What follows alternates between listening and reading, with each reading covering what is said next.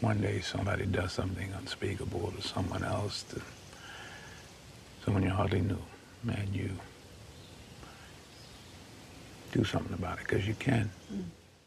This story comes to us from Fox News.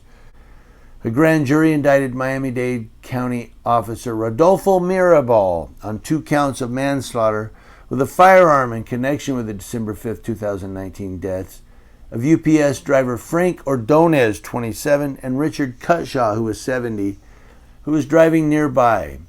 Broward County prosecutors said officers Jose Mateo, Richard Santisteban, and Leslie Lee were indicted for manslaughter with a firearm for Ordonez's death, but they are not facing charges in Cutshaw's death. Only Mirabal is. Mirabal and Mateo still work for Miami-Dade Police, of course, while Lee retired 3 years ago and Santisteban was terminated, according to the Miami Herald. None of the officers were charged in the deaths of the hijackers and cousins Lamar Alexander and Ronnie Jerome Hill.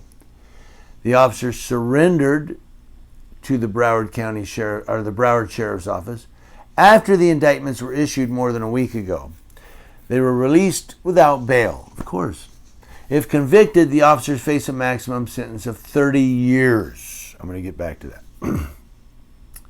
Broward State Attorney Harold Pryor said the years-long state investigation and the months-long grand jury proceedings were necessary to ensure we get answers for the victims' families and the community. Deciding whether to use deadly force is among the most serious and consequential decisions a police officer can make, says Pryor. He goes on, we understand that these decisions are often made during intense and uncertain circumstances. What I was looking for was for someone to be able to stop all those cars, get all those people out of the cars, evacuate them to safety. But if the suspect or suspects are opening fire, shouldn't the officers try to neutralize them? You should take cover. If you're shooting into a truck and you don't have a clear vision of who you're shooting at, you just don't shoot at the truck.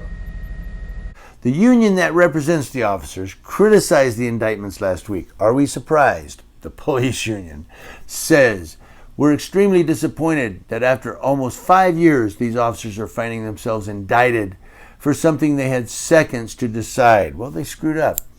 South Florida Police Benevolent Association President Stedman Stahl said that, and he went on, it sends a chilling effect to officers in Broward County.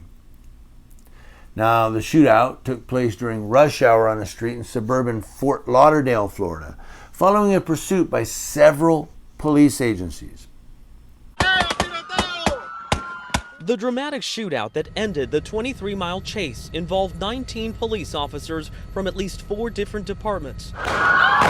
They opened fire when the gunmen shot at them, leaving drivers in rush hour traffic panicked and scrambling as police took cover behind people's cars and trucks.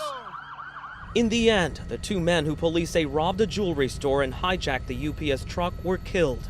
But so was 70-year-old Richard Cutshaw, who was waiting in his car at the intersection, and the UPS driver who was taken hostage, Frank Ordonez. Ordonez was father of 2 daughters, ages 3 and 5.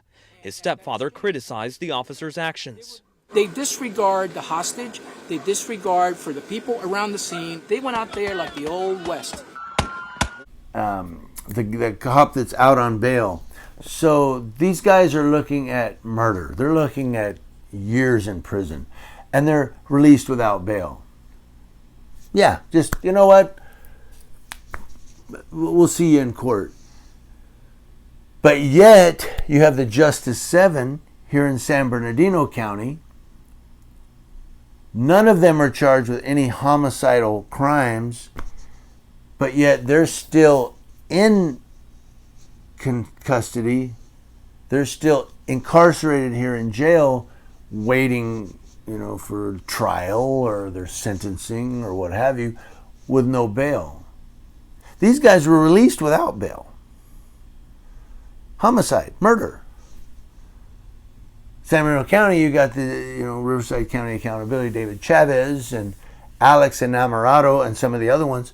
They have no bail. They're being held without bail, you see.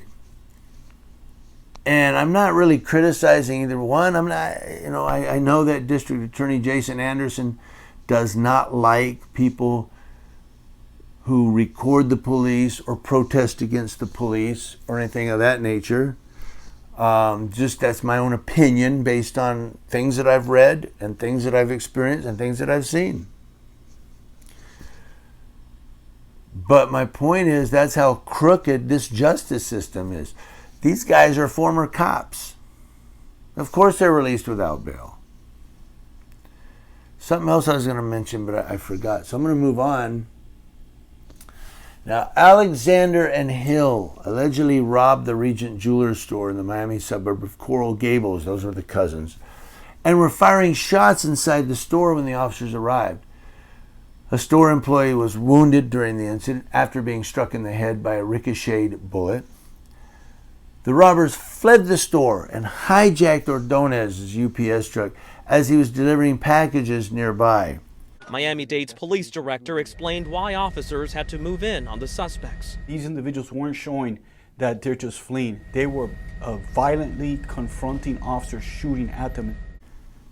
And then, of course, there's a lengthy chase they led officers on a chase into southern Broward County, firing at them during the pursuit while Ordonez is still in the van. Alexander, Hill, and Ordonez were all killed inside the UPS van while Cutshaw was found dead in his car.